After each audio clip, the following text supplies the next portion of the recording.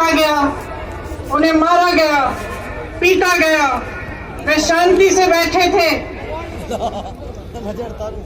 देश की राजधानी की सीमा को इस तरह बनाया गया जैसे देश की सीमा थी। तमाम पुलिस की फोर्स लगाई गई, किसानों को प्रताड़ित किया गया। जो किसान अपने बेटे को देश की सीमा पर देश की रखवाली करने के लिए भेजता है, उस किसान को अपमानित किया गया, उसे जलील किया, उसे देशद्रोही कहा, आतंकवादी कहा। प्रधानमंत्री जी ने पूरे सांसद के सामने उसका मजाक उड़ाया, उसे परिजीवी कहा, आंदोलन जीवी कहा।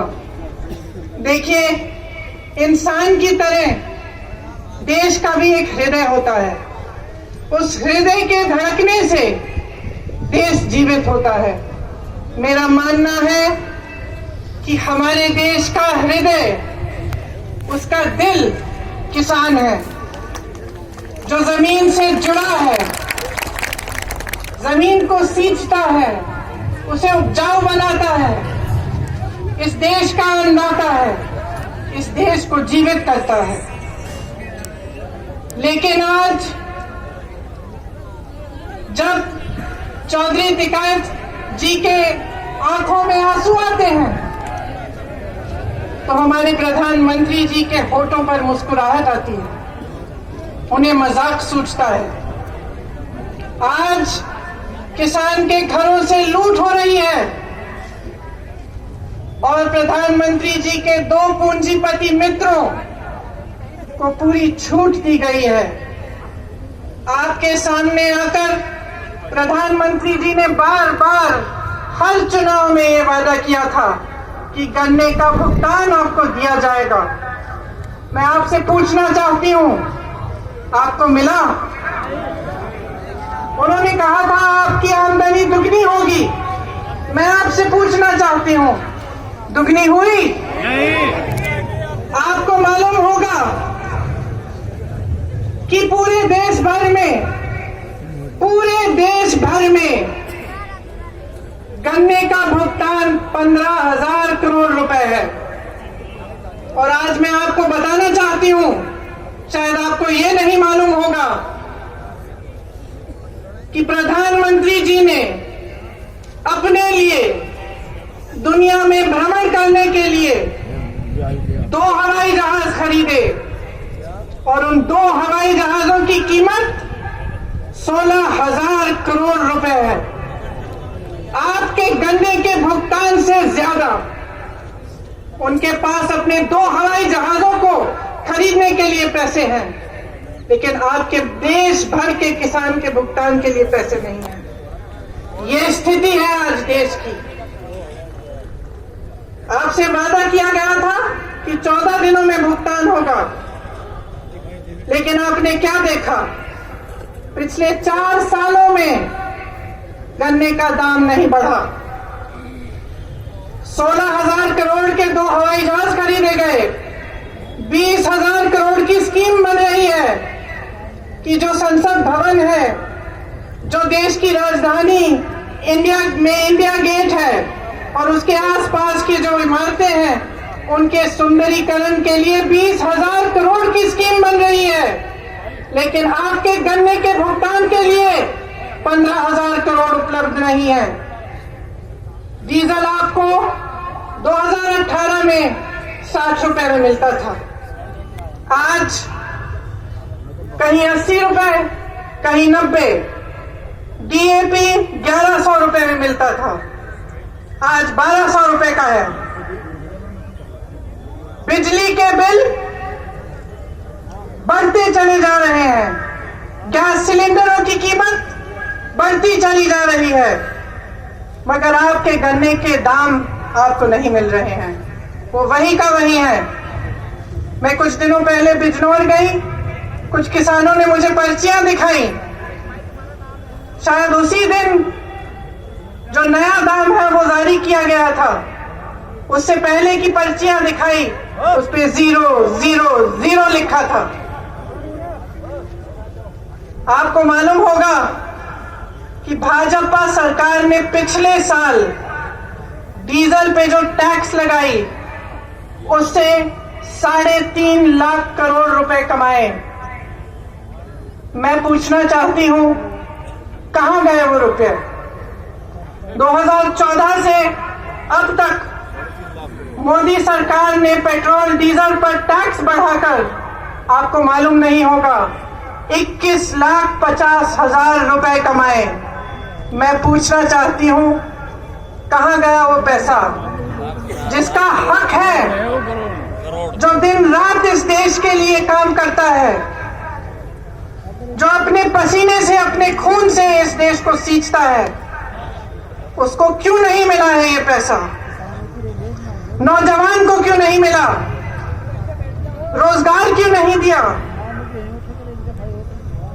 और जब वही किसान प्रताड़ित होकर अपनी समस्या लेकर आपके पास आया तो आपने उसकी बात क्यों नहीं सुनी? दिल्ली का बॉर्डर नरेंद्र मोदी जी के घर से कितना दूर है? 5-6 किलोमीटर दूर होगा।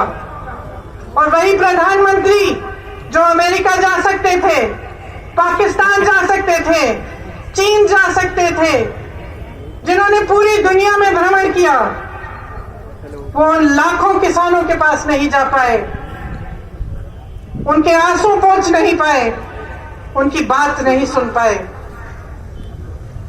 क्यों? क्योंकि उनकी राजनीति सिर्फ अपने लिए है, अपने लिए और अपने खरबपति पूंजीपति मित्रों के लिए है। इसी समय जब पूरा देश तड़प रहा है, किसान तड़प रहा है, भुगतान नहीं हो रहा है, इसी साल में अगर आप देखेंगे कि इन 1-2 खरबपति मित्रों ने कितना पैसा कमाया तो आप चौंक जाएंगे। हजारों करोड़ कमाया है और आप सड़क पे बैठे हुए अपने हक के लिए संघर्ष कर रहे हैं, आंदोलन कर रहे हैं और कोई सुनने को तैयार नहीं है। जो 3 कानून इस सरकार ने निकाले हैं उनका सार तो आप जानते ही होंगे। पहला कानून कि प्राइवेट मंडियां लगेंगी और सरकारी मंडियों में जो टैक्स लिया जाता है वो प्राइवेट मंडियों में नहीं लिया जाएगा। इसका मतलब क्या है? इसका मतलब ये है कि आस्ते आस्ते सरकारी मंडियां बंद हो जाएंगी। और आप सब जानते हैं कि सरकारी मंडियों की खासियत ये है कि आपको न्यूनतम समर्थन मूल्य मिलता है, कि कोई भी कहीं से भी आकर आपको ये नहीं कह सकता कि आपको कम दाम पे आपसे खरीदेगा। प्राइवेट मंडियों के खुलने से और उनको मजबूत बनाने से क्या होगा? बड़े बड़े खरबपतियों की मनमानी होगी। जो दाम चाहते हैं वही देंगे, जब खरीदना चाहते हैं तभी खरीदेंगे, जब बेचना चाहते हैं तभी बेचेंगे। दूसरे कानून में लिखा है कि कॉन्ट्रैक्ट फार्मिंग होगी। कॉन्ट्रैक्ट फार्मिंग का क्या मतलब है? इसका मतलब है कि आपके गांव में, आपके जिले में आकर बड़े बड़े खरबपति आपके साथ एक सौदा कर सकते हैं कि देखिए आप 10 लोग हैं, आप हमारे लिए गन्ना उगाइए, जब गन्ना उग जाएगा हम आपको इसके लिए 500 रुपए देंगे। लेकिन जब आप उसको उगाएंगे तो अगर उस खरबपति का मन हो तो वो आपसे कह सकता है कि ना मैं आपको 500 रुपए दूंगा और ना मैं आपका गन्ना चाहता हूं। उसको कहने की अनुमति है, वो कुछ भी कर सकता है। क्यों? क्योंकि इस कानून के तहत आपकी कोई सुनवाई नहीं है। अगर आप अदालत में जाना चाहेंगे, उसकी शिकायत करना चाहेंगे, तो आप सिर्फ एसडीएम के पास जा सकते हैं और उनके ऊपर जो एक अधिकारी है उनके पास जा सकते हैं। लेकिन आप अदालत नहीं जा सकते, आप अपने हक के लिए लड़ नहीं सकते, ये लिखा है उस कानून में। तो आप सोच सकते हैं कि एक तरफ आप और आपकी छोटी सी खेती, और दूसरी तरफ प्रधानमंत्री के बड़े बड़े खरबपति मित्र। आप बताइए किसकी सुनवाई होगी? ये जो नए कानून बनाए गए हैं, इन कानूनों के तहत न्यूनतम समर्थन मूल्य खत्म होगा, सरकारी मंडियां खत्म होगी, आपके हक खत्म होंगे। और जिस तरह से इन्होंने इस पूरे देश को अपने 2-3 मित्रों को बेचा है, उस तरह आपको, आपकी जमीन को, आपकी कमाई को, ये अपने मित्रों को, अपने खरबपति मित्रों को बेचना चाह रहे हैं। तो ध्यान रखिए और आप जागरूक हैं। मैं जानती हूं आप कितना संघर्ष कर रहे हैं। जैसे पंकज जी ने कहा, सिर्फ पूरा देश नहीं, पूरी दुनिया देख रही है। और कभी कभी लगता है कि हमारे प्रधानमंत्री जी जैसे पुरानी कहानियों में अहंकारी राजा होते थे, तो जैसे जैसे उनकी सत्ता बढ़ती चली जा रही थी, वो अपने महल में बंद हो जा रहे थे। लोग उनके सामने सच्चाई कहने से डरने लगे, उनके सामने गिड़गिड़ाने लगे, उनका अहंकार बढ़ने लगा। ऐसा लगता है कि हमारे प्रधानमंत्री जी भी एक तरह से उन्हीं अहंकारी राजाओं की तरह बन गए हैं। उनको ये भी समझ नहीं आ रहा है कि जो जवान इस देश की सीमा को सुरक्षित रखता है, वह जवान किसान का बेटा है। उस जवान का आदर करना चाहिए, किसान का आदर करना चाहिए। और जब महीनों से संघर्ष चला आ रहा है, वही देशवासी जिसने प्रधानमंत्री को सत्ता दी, जिसने उन्हें प्रधानमंत्री बनाया, उन्हें समझ में नहीं आ रहा है कि उनकी सुनवाई होनी चाहिए, कि आपसे बातचीत होनी चाहिए। वो कहते हैं कि ये कानून आपके लिए बना है, किसानों के लिए बना है। तो क्या वो बता सकते हैं कि किस कानून, किस किसान ने बनाया, किस किसान से बात की? और अगर पूरे देश भर का किसान कह रहा है कि भाई प्रधानमंत्री जी, हमें ये आपका कानून नहीं चाहिए, वापस ले लीजिए इसको, तो वो वापस क्यों नहीं ले रहे हैं? इस कानून को रद्द क्यों नहीं कर रहे हैं? आज मैं इस धरती पे खड़ी हूं, ये एक पवित्र धरती है।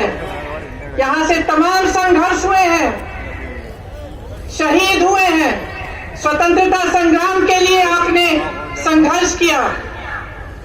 मेरे से पहले शायद मलिक जी ने कहा कि 1987 में आपने संघर्ष किया था, तो एक सरकार आपके सामने झुकी थी। वो मेरे पिताजी राजीव गांधी की सरकार थी।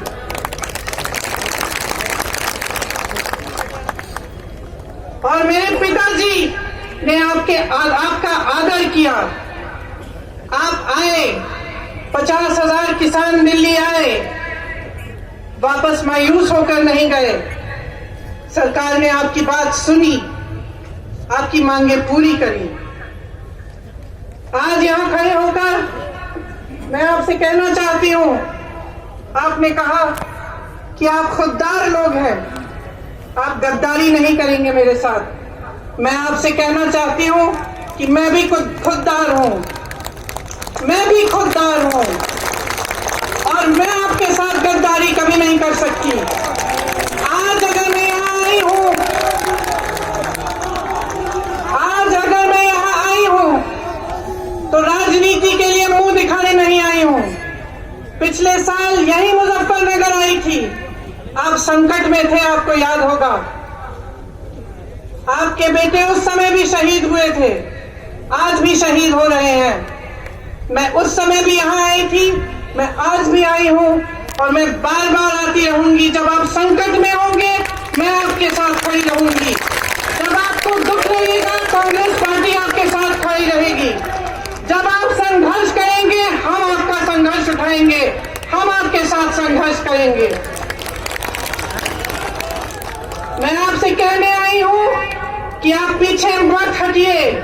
ये सरकार मजबूर होगी, ये सरकार मजबूत नहीं है, दुर्बल है, क्योंकि अपनी ही जनता अपने ही देश की आवाज नहीं सुन पा रही है। ये सरकार पीछे हटेगी, इनको पीछे हटना पड़ेगा। जय जवान